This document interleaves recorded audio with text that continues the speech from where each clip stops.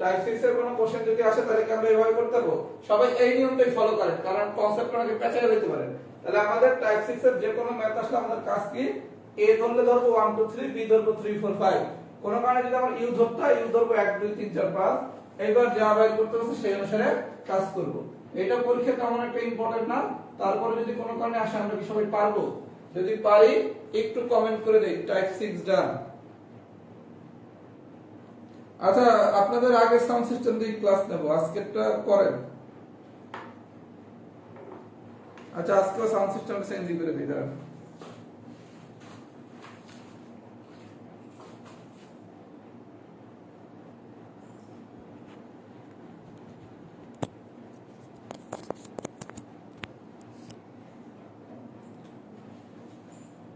সবাই একটু কমেন্ট করেন টাইপ 6 কি ডান হয়েছে নাকি।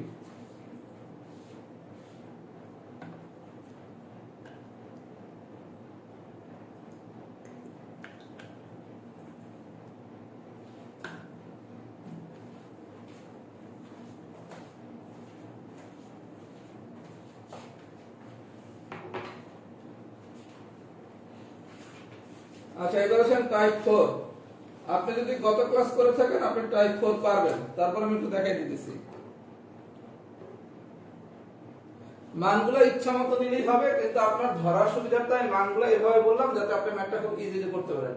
অন্য কোনো মান নিলেও সমস্যা নেই, কিন্তু এই মানটা মনে রাখার আপনার সুবিধা কি, টাইপ 6 এর যেই ম্যাথই আসুক না কেন আপনি এইভাবে করলে আপনার জন্য করাটা ইজি হবে। অন্য কোনো মান ধরলেও কোনো সমস্যা নাই, কথা বুঝছেন? কিন্তু আমার সাজেশন হচ্ছে এই মানটাই মাথায় সেট করে রাখেন। এ ধরবো 1 2 3, বি ধরবো 3 4 5, আর ইউ ধরবো হচ্ছে 1 2 3 4 5।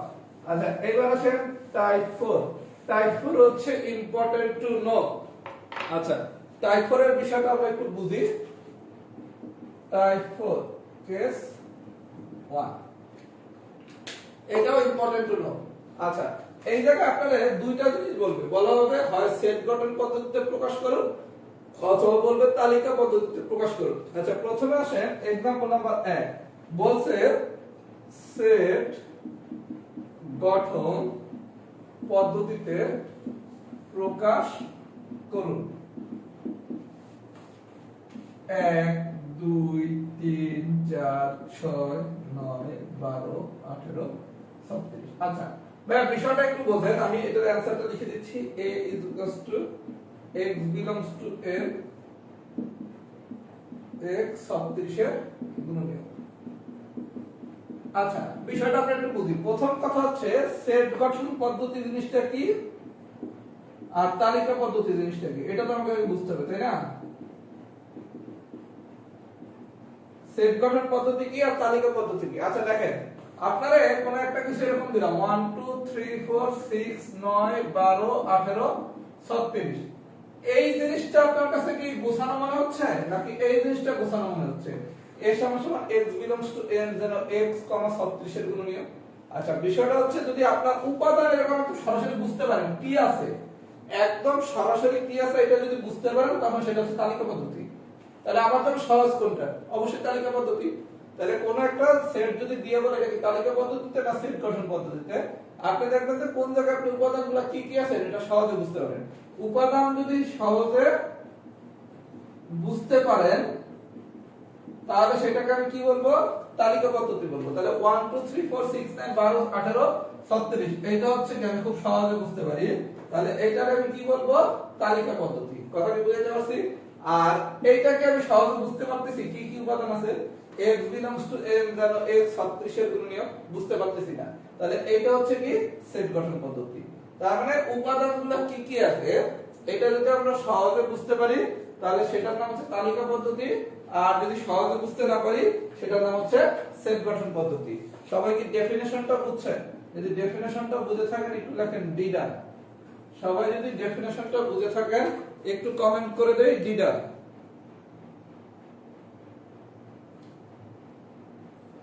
সবাই যদি পুরো বিষয়টা একটু বুঝে থাকে একটু কমেন্ট করে দেই ডিডা। না, কোশ্চেনে ভ্যালু দেয়া থাকবে না, তাহলে ইসলাম সোহাগ কোশ্চেনে ভ্যালু দেয়া থাকবে না। সবাই একটু কমেন্ট করে দেখি ডি ডাউন হয়েছে নাকি।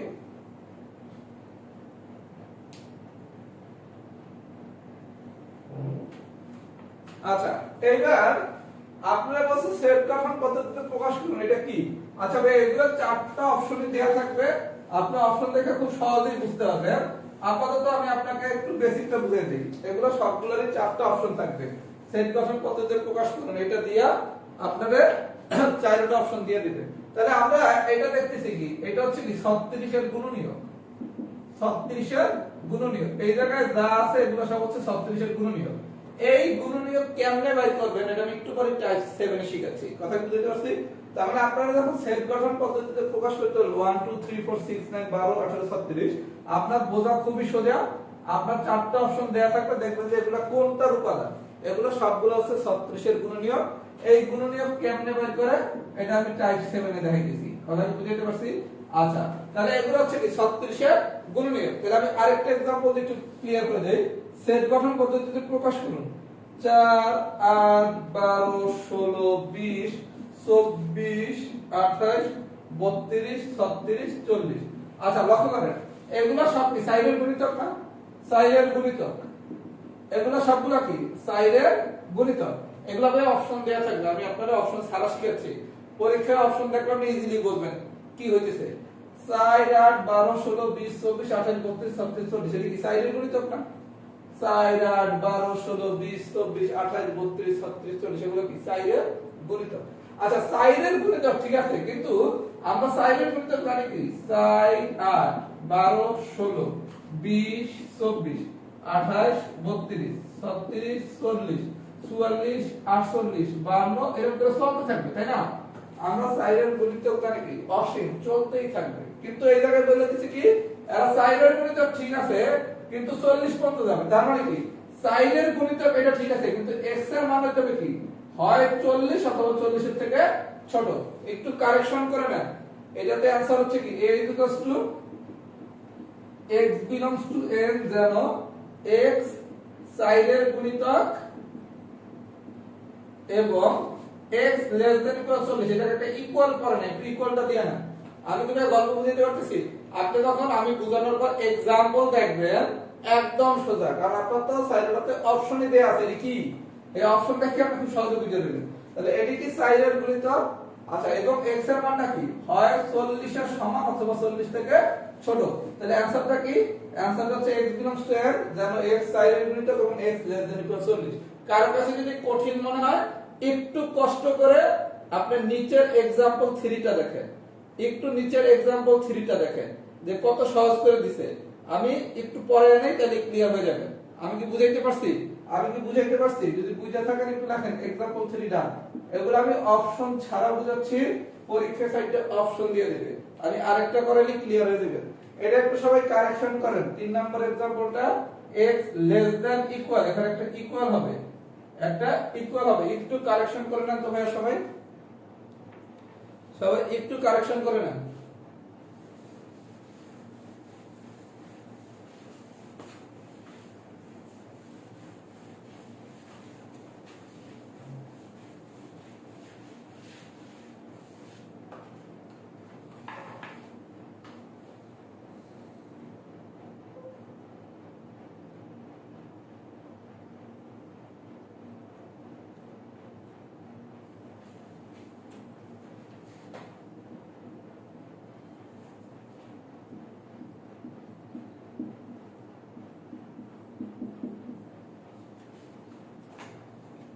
সবাই একটু ফিডব্যাক দেন তো एग्जांपल 3 কি জানেন কিনা।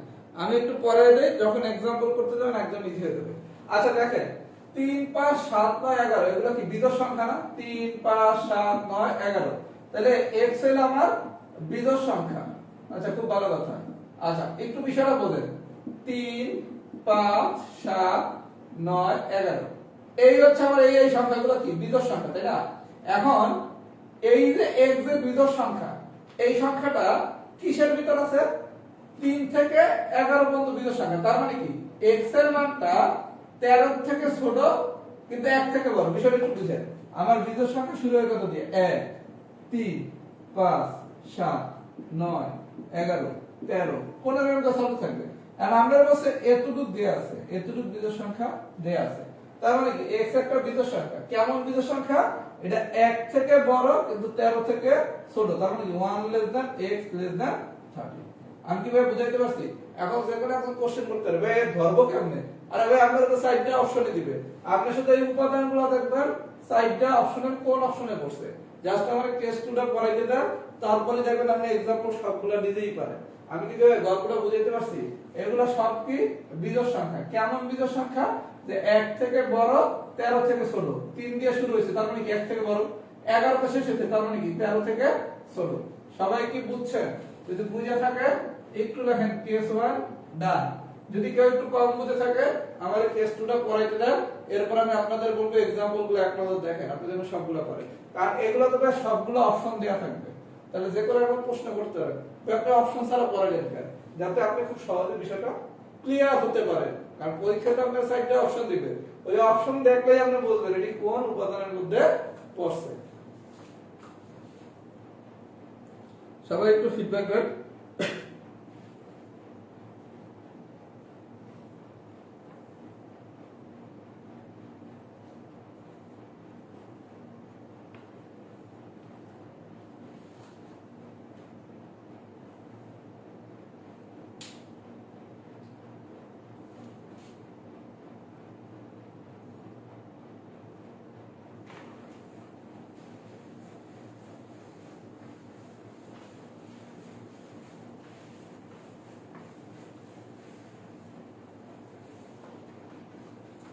আচ্ছা এবার আসেন কেস 2, এটা খুব ইজি, এটা আপনারা গত ক্লাসে শিখছেন। কেস 2 তে কি বলছে? एग्जांपल নাম্বার 5, তালিকা পদ্ধতিতে প্রকাশ করুন x belongs to n যেন x হচ্ছে 36 এর গুণনীয়ক এবং 6 এর গুণিতক। আচ্ছা 5 নাম্বার করানোর আগে আমি 6 নাম্বারটা করায় দেই, এবার পাস করে দিছি, এটা আরো বিষয় দিতে হবে। তালিকা পদ্ধতিতে প্রকাশ করুন x belongs to n যেন x স্কয়ার গ্রেটার দেন 9 এবং x কিউব লেস দেন 130। গত ক্লাসে আমরা এরকম একটা জিনিস শিখছিলাম, প্রথমে আমি 6 করাচ্ছি তারপর আমি পাস করাবো। আচ্ছা 6 কি বলছে দেখেন, এইটা কিভাবে দেয়া আছে বিষয়টা বলতেছি না মানে কি সেট গঠন পদ্ধতিতে দেয়া আছে, এন্ড প্রকাশ করতে বলছে কিসে? তালিকা পদ্ধতি, মানে উপাদানগুলো যদি সহজে বলতে পারে তাহলে হচ্ছে তালিকা পদ্ধতি। আর যদি বলতে না পারেন এটা কি উপাদান আছে আমি বোঝেন বুঝি না, না বলতে সেট গঠন পদ্ধতি, আর যদি বুঝি তাহলে এটা তালিকা পদ্ধতি। আচ্ছা খুব ভালো কথা। এরপর আমি গত ক্লাসে মামলা শিখেছিলাম কি x স্কয়ার গ্রেটার দেন 9, এটা কি লিখবো? x square greater than 3 square. গত ক্লাসে শিখেছি না উভয় সাইডের বর্গমূল করলে কি x গ্রেটার দেন 3, x এর মান 3 থেকে বড়, তাহলে 3 থেকে বড় এরকম স্বাভাবিক সংখ্যা কারা? 4 5 6 7 চলতে থাকবে, খুব ভালো কথা।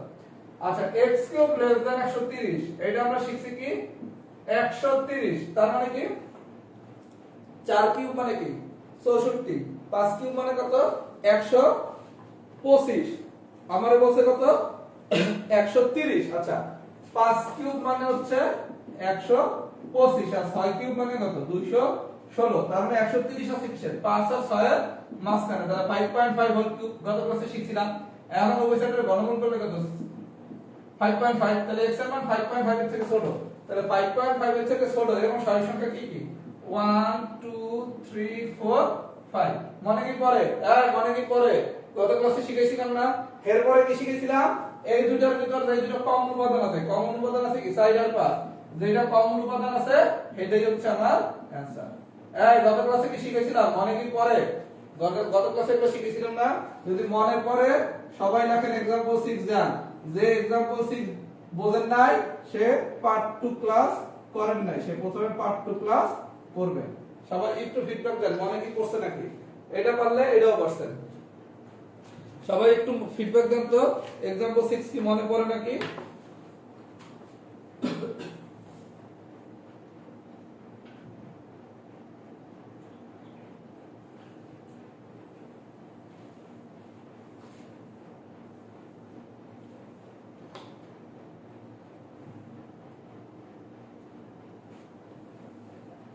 আমরা আগামী ক্লাসে বেঞ্চিত্র বানানো শুরু করব, আজকে আমাদের সেট শেষ হয়ে যাবে। আচ্ছা এবার 5 নম্বর ম্যাথ।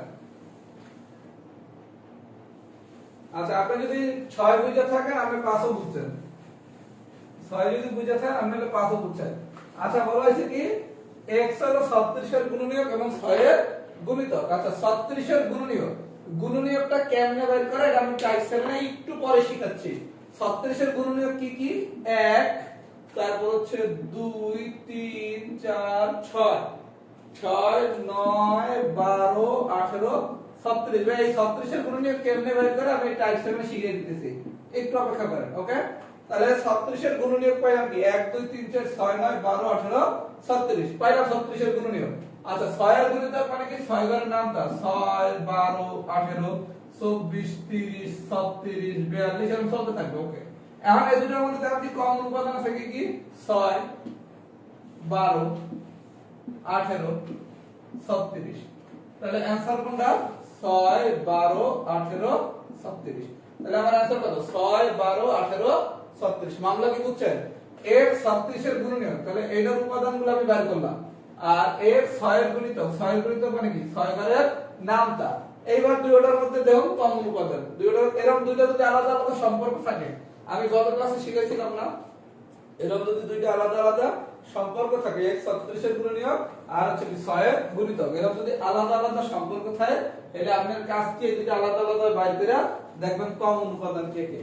এই যদি বুঝে থাকেন সবাই একটু বাসায় एग्जांपल গুলো করবেন। 6টা एग्जांपल দেয়া আছে, 6টা एग्जांपल আপনি এখন পারেন, পারলে টাইপ 4 ডান। এখান থেকে তেমন একটা পরীক্ষায় প্রশ্ন আসে না, যদি আসেও তাহলে আমরা পারবো। কথা কি বুঝতে পারছি? আজকে আমি যা পড়াচ্ছি এগুলো একটু কম গুরুত্বপূর্ণ, আপনাদের ইম্পর্টেন্ট টপিক প্রথম দুইটা ক্লাসে পড়ানো হয়েছে, বিশেষ করে গত ক্লাসে যেটা পড়ানো হয়েছে ওইটা অনেক বেশি ইম্পর্টেন্ট। সবাই একটু ফিডব্যাক দেন যে টাইপ 4 কি আমরা বুঝছি কিনা।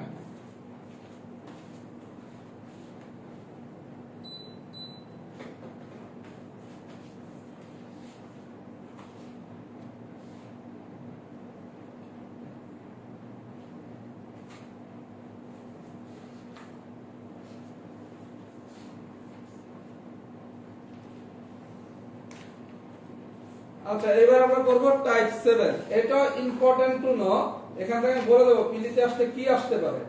আমরা একটু নতুন জিনিস এখন শিখবো, সবাই মনোযোগ দেন। আচ্ছা আমরা এই গুণনীয়ক নিয়ে আলোচনা করতেছিলাম, গুণনীয়কের বিষয়টা এখন একটু আমরা বোঝার চেষ্টা করব। টাইপ 7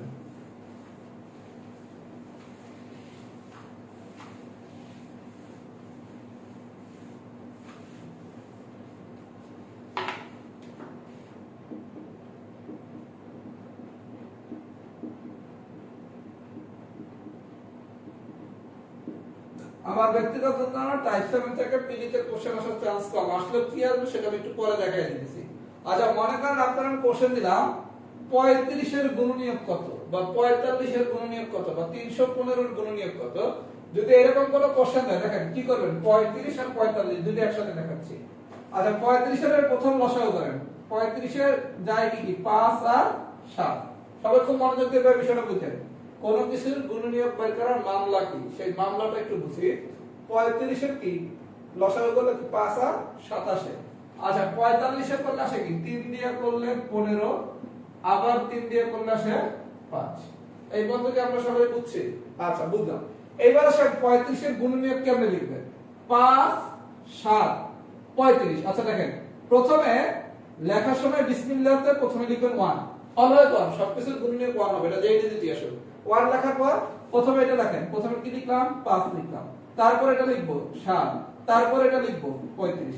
কোন কিছু কি বাদ আছে? 5 ও লিখছি, 7 ও লিখছি, 35 ও লিখছি, অলওয়েজ প্রথমে একটা 1 থাকবে। তাহলে আমার 35 এর গুণনীয়ক কি কি 1 5 7 35। এই পদ্ধতি বুঝাইতে পারছি? আচ্ছা এবার আছে 45 এর গুণনীয়ক লিখবো, কিভাবে লিখবো? প্রথমে লিখবো 1, আচ্ছা লিখলাম, তারপর লিখবো কত 3, যেহেতু পরপর 3 আছে এটা লিখবো না। এরপর আছে কত 5, এরপর আছে কত 15, এরপর আছে কত 45। তার মানে প্রথমে আমি 3 লিখলাম, এই 3 একই আছে দেখে লিখলাম না, 5 লিখলাম, 15 লিখলাম, 45 লিখলাম। এই পদ্ধতি আমার কথা মামলা বুঝছে? তাহলে প্রথমে আমি 1 3 5 15 45 লিখলাম, ক্লিয়ার? আচ্ছা দেখেন এই জায়গায় কিন্তু আমি आंसर পেয়ে গেছি 1 5 7 35, কিন্তু এই জায়গায় আমি आंसर পাইনি কেন? এই জায়গায় আমি সবগুলা কি একবার দিছি, একবার নেয়ার পর এই জায়গায় আমার কোনো কাজ নাই, তার মানে এইটা কিন্তু आंसर। কিন্তু এই জায়গায় কিন্তু একবার নেওয়া যাবে না, একবার দুইবার নিতে হবে। কারণটা কি দেখেন, 3 3 5 এই জায়গায় একাধিক জিনিস আছে না, তাহলে 3 আর 3 গুণ করলে আসে কত 9। প্রথমে আমি লিখি কি একবার, একবার নিলে আমার আসে কি 1 3 5 15 45। এই পর্যন্ত আমি বুঝাইতে পারছি। আচ্ছা এইবার আমি দেব দুইবার, দুইবার নিলে কি 3 এর সাথে 3 নিলে আসে কত 9, 3 এর সাথে যদি 5 নেই তাহলে আসে কত 15, 3 এর সাথে 3 নিলাম তাহলে 9, 3 এর সাথে 5 নিলাম 15, তাহলে এই 3 এর মামলা শেষ। আচ্ছা এই 3 আর 5 গুণ করলে আসে কত 15। এই পর্যন্ত কি হইছে দুইবার, দুইবারের মামলা কি বুঝছেন, দুইবারের মামলা কি বুঝছেন। আচ্ছা দুইবারের মামলার পর নিতে হবে তিনবার, তিনবার কি 3 3 এ 9, 9 5 এ 45। আমি কি বুঝাইতে পারছি ভাইয়া, গল্পটা বোঝেন। 45 3 দিয়ে করলাম, 3 দিয়ে করলে আসে কত 15, আবার 3 দিয়ে করলে আসে কত 5। আমি তোমার একবারের মামলাটা সবাই বুঝছি, একবার কিছুই না, 1 3 5 15 45 সব একবার করে লিখলাম। দুইবারের কাহিনী কি 3 এর সাথে একবার 3 না, 3 3 এ 9, 3 এর সাথে একবার 5 না, তাহলে কত 15, এই 3 এর সাথে 5 দিলে আসে কত 15। ওকে এবার সবগুলা তিনবার করে নেন, 3 3 এ 9 45। আচ্ছা এখন দেখেন তো সেট লেখার সময় গল্প কি ছিল, কোন উপাদান একাধিকবার লেখা যাবে না। তাহলে এই জায়গায় দেখেন এই যে 15, এই 15 কি আমি মাত্র একবার নিতে পারবো, তাহলে এগুলো সব বাদ। আচ্ছা এই 45 এটাও কি আমি একবার নিতে পারবো, তাহলে এটা বাদ। তাহলে কি থাকে 1 3 5 9 15 45, এইটাই হচ্ছে 45 এর গুণনীয়ক। 1 3 5 9 15 45, 1 3 5 9 15 45। মেথডটা কি সবাই বুঝছেন? যদি মেথডটা বুঝে থাকেন একটু আগে লেখেন এমডা, এরপর আমি আরেকটা শর্টকাট শিখাচ্ছি। মেথডটা যদি সবাই বুঝে থাকেন একটু লেখেন এমডা, সবাই একটু লেখেন তো এমডা হয়েছে নাকি। পরীক্ষায় গুণনীয়কের প্রশ্ন আসার চান্স খুবই কম, তারপর আমি শিখিয়ে দিতেছি। সবাই একটু কমেন্ট করেন তো এমডা।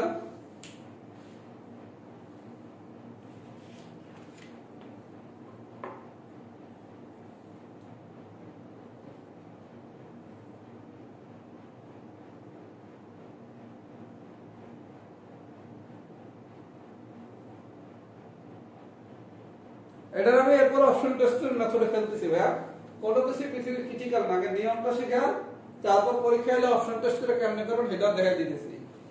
এবার আসেন 315, এটা আরো মাথা নষ্ট হয়ে যাবে, তারপর আমরা একটু দেখি, তারপর আমরা হচ্ছে অপশন টেস্ট মেথডে অ্যাপ্লাই করব। আমরা পরীক্ষা অপশন টেস্ট কেমনে করব সেটাও শিখিয়ে দিব, সবাই একটু মনোযোগ দেন, পৃথিবীর কোনো কিছু ইনশাআল্লাহ কঠিন না। আচ্ছা এবার আসেন 315। আচ্ছা 315 তে প্রথমে কি 3 আর 1 6, 6 আর 5 আর 1 6, 6 আর 3 হচ্ছে 9, তাহলে কি প্রথমে 3 দিয়া, 3 দিয়ে করলে আসে কত 105, আবার 3 দিয়ে তাহলে আসে কত 35, এবার আসেন 5 দিয়ে তাহলে আসে কত 7। আচ্ছা তাহলে প্রথমে লিখব কি 1, এবার সব একবার করে নেন 3। আচ্ছা এই 3 ও নেন, আপনার সমস্যা নেই, 1 3 3 5 7 35 105 315। প্রথমে নিলাম কি সবগুলা একবার করে নিলাম। আচ্ছা এবার নেব দুইবার, দুইবার নিলে কেমনে, এই 3 এর সাথে প্রথমে 3 এর গুণ করেন 9, এই 3 এর সাথে 5 এর গুণ করলে কত 3 5 এর 15, এই 3 এর সাথে 7 এর গুণ করলে কত 21। তাহলে এই 3 এর মামলা শেষ। এই 3 এর সাথে 3 এর গুণ করলে কত 9, এই 3 এর সাথে 5 এর গুণ করলে কত 15, এই 3 এর সাথে 7 এর গুণ করলে কত 21। আচ্ছা এবার আসে এই 3, এই 3 এর সাথে 5 এর গুণ করলে কত 15, এই 3 এর সাথে 7 এর গুণ করলে কত 21, এটার মামলা শেষ। এবার আসে এই 5 এর সাথে 7 এর গুণ করলে কত 35। এই হলো দুইবার, এই হলো দুইবার। এবার নেবেন তিনবার, এবার নেবেন চারবার। আচ্ছা এইভাবে যদি আমরা পরীক্ষায় করি বিষয়টা তো অনেক বেশি কঠিন হয়ে গেল, তাই না? কারণ এরকম করে আপনি যদি এমসিকিউ পরীক্ষা করতে যান আপনার যখন মিলানো খুব টাফ, তাহলে পরীক্ষা আসলে করবোটা কি? যদি ছোট দেয় 35 45 36 এরকম যদি ছোট দেয় তখন আপনি এরকম লসাগু করে করবেন। আমি কি বুঝাইতে পারছি? এরকম যদি ছোট দেয় 35 45 36 আমি লসাগু করে করব। কিন্তু যদি আমারে কোনো কারণে বড় দেয় তাইলে কি করবেন? एग्जांपल নাম্বার 4, বুদ্ধি থাকলে সবই পারা যায়। একটু মনোযোগ দেন। 4 নম্বর एग्जांपल, কোন স্বাভাবিক সংখ্যা দ্বারা 346 কে ভাগ করলে প্রতি ক্ষেত্রে 31 অবশিষ্ট থাকবে? অবশিষ্ট থাকবে। আচ্ছা ভাইয়া খেলাটা দেখেন, খুব মনোযোগ সহকারে খেলাটা দেখেন। প্রথমে আপনারা আমি ডিটেইলস শিখাচ্ছি, তারপর বুদ্ধি থাকলে কেমনে অঙ্ক করা যায় সেটাও শিখিয়ে দিতেছি। আচ্ছা, বলা হয়েছে কোন স্বাভাবিক সংখ্যা দ্বারা 346 কে ভাগ করলে প্রতি ক্ষেত্রে 31 অবশিষ্ট থাকবে। 346 টা ভাগ করলে 31 অবশিষ্ট থাকবে, তাহলে 346 দিয়ে প্রথমে 31 টা বিয়োগ করেন, বিয়োগ করলে আসবে কত? 315।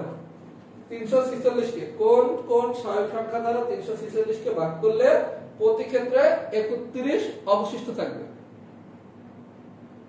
সবাই একটু মনোযোগ দেবে, আমরা এখন একটা খুব মজা করে শিখবো। যদি মাথায় বুদ্ধি থাকে দেখেন কোন কঠিন ম্যাথ কেমনে খুব বুলেটের গতিতে করা যায়। তাহলে 346 কে ভাগ করলে প্রতি ক্ষেত্রে 31 অবশিষ্ট থাকে। তাহলে আপনি 346 দিয়ে 31 বিয়োগ করেন, আয় কত? 315।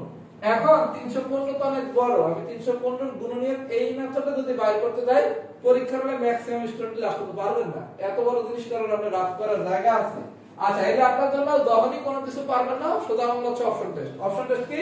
প্রত্যেকটা অপশনে দেখবেন এই 35 টা যদি 315 দ্বারা ভাগ করলে মিলা যায়, 45 এ ভাগ করলে যদি মিলা যায়, 63 এ ভাগ করলে যদি মিলে, 105 এ ভাগ করলে যদি মিলে, 315 এ যদি ভাগ করলে মিলে, মানে সবগুলোরে যদি ভাগ করলে মিলা যায় তাহলে সেটাই হচ্ছে আমার आंसर।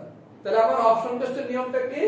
এই 315 এর প্রত্যেকটা অপশনে যা দেয়া আছে এই প্রত্যেকটা দ্বারা আমি ভাগ করব, ভাগ করলে যার জন্য সবগুলো অপশন মিলবে সেই তো আমার आंसर।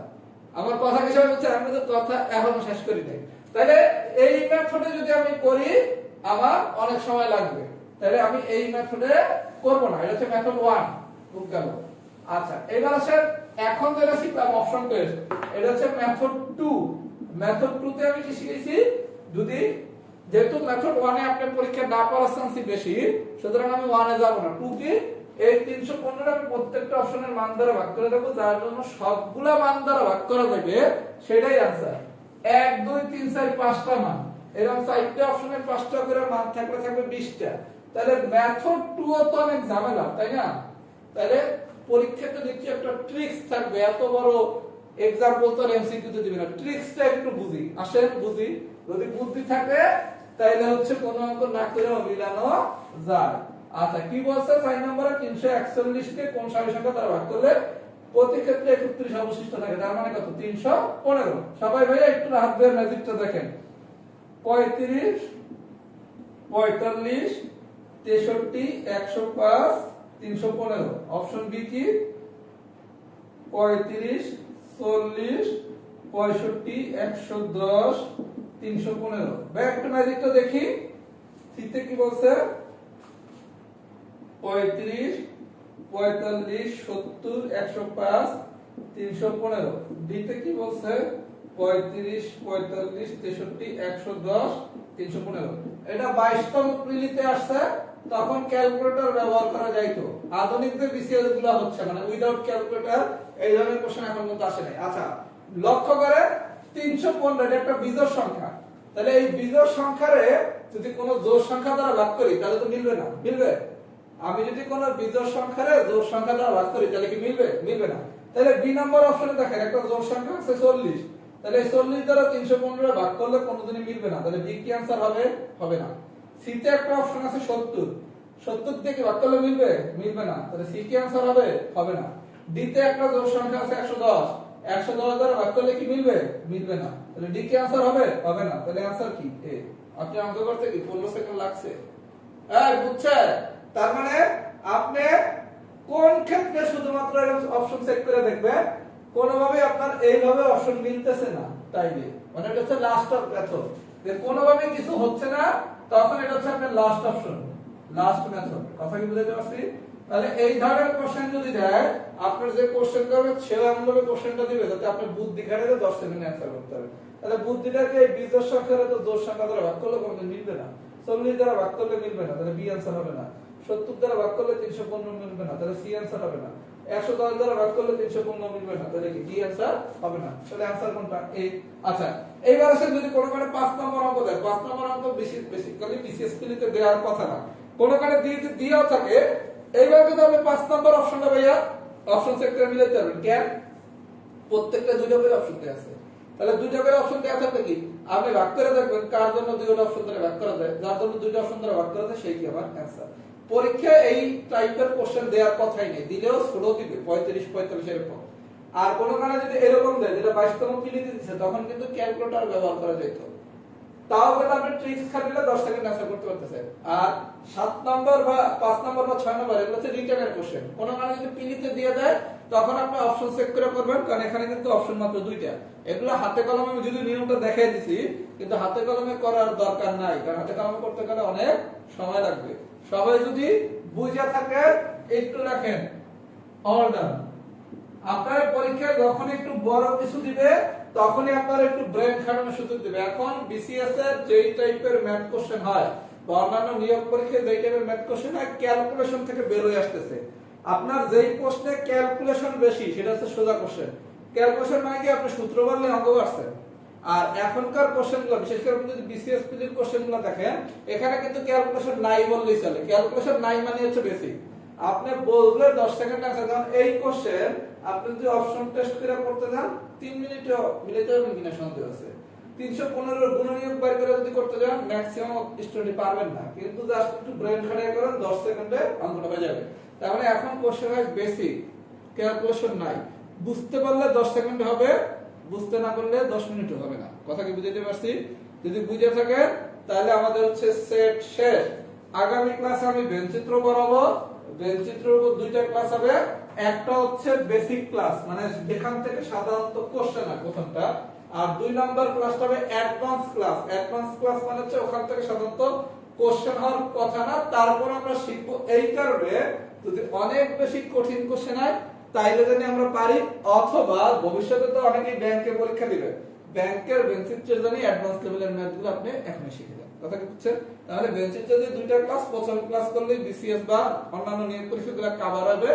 2 নাম্বারটা আমরা একটু অতি অ্যাডভান্স শিখাবো, যদি বেশি কঠিন কোশ্চেন আসলে আমরা জানি পারি, কারণ যে চ্যাপ্টারগুলো আমরা পড়তেছি প্রত্যেকটা চ্যাপ্টার থেকে একটা করে কোশ্চেন আসে। সুতরাং এই সব জায়গায় আমাদের একটু কঠিন জিনিস শিখতে হবে। আর আমরা আর 2-3টা চ্যাপ্টার পড়ে পাটিগণিত পড়া শুরু করব।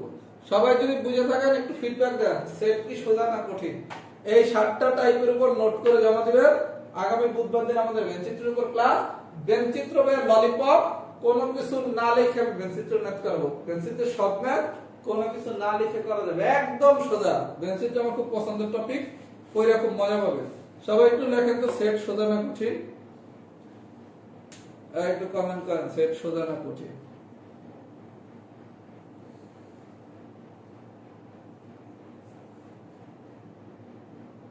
তাহলে আপনাদের দুইটা কঠিন চ্যাপ্টার কিন্তু আমি সোজা করে পড়াইলাম। অসমত সোজা হয়ে গেছে, সেটও সোজা হয়ে গেছে। বেঞ্চিত্র কিচ্ছু না, বেঞ্চিত্র চোখ বন্ধ করে ক্লাস করবেন, শুধু ক্লাসেই পড়াই দেবো। বেঞ্চিত্র ভাষা ইনশাআল্লাহ পড়া লাগবে না, একটা লাইন লিখতে হবে না, শুধু এরকম গোল্লা দেবো, গোল্লায় মান বসাবো, অঙ্ক হয়ে যাবে। কথা কি বুঝতে পারছি? কিচ্ছু লেখা লাগবে না, একটা শব্দ লেখা লাগবে না। এরপর হচ্ছে সম্ভাব্যতা সোজা করে দিতে হবে, বিন্যাস সমাবেশটা সোজা করে দিতে হবে, তাহলে আর বীজগণিতে আপনাদের কিন্তু কোনো কিছুই কঠিন থাকবে না ইনশাআল্লাহ।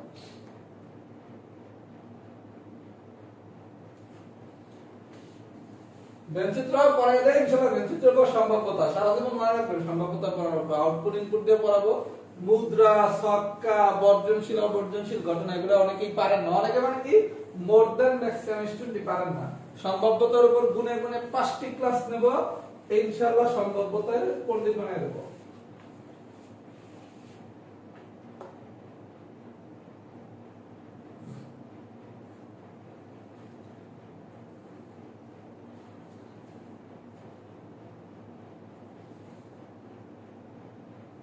তো সহজ লাগছে, ধন্যবাদ। আপনাদের বেঞ্চিত্র ক্লাস করা সবাই আমন্ত্রণ হলো। বেঞ্চিত্র সবাই লাইভ ক্লাস করবেন, আমি পোস্ট দিয়ে বলে দেবো বেঞ্চিত্র সবাই লাইভ করতে। বেঞ্চিত্র ক্লাস করলে ইনশাআল্লাহ বুঝতে পারবেন বেঞ্চিত্র কত সোজা। কথা কি বুঝতে পারছি? তাহলে আজকে এই পর্যন্ত থাকুক। আল্লাহ বাঁচায় রাখলে আবার আমাদের বেঞ্চিত্র ক্লাসে দেখা হবে। বেঞ্চিত্র করলে মনে থাকবে ক্লিয়ার করতে হবে, এত সোজা বেঞ্চিত্র। ওকে, ভালো থাকবেন। সেই পর্যন্ত সবাই ভালো থেকে দেখা হবে ইনশাআল্লাহ। আসসালামু আলাইকুম।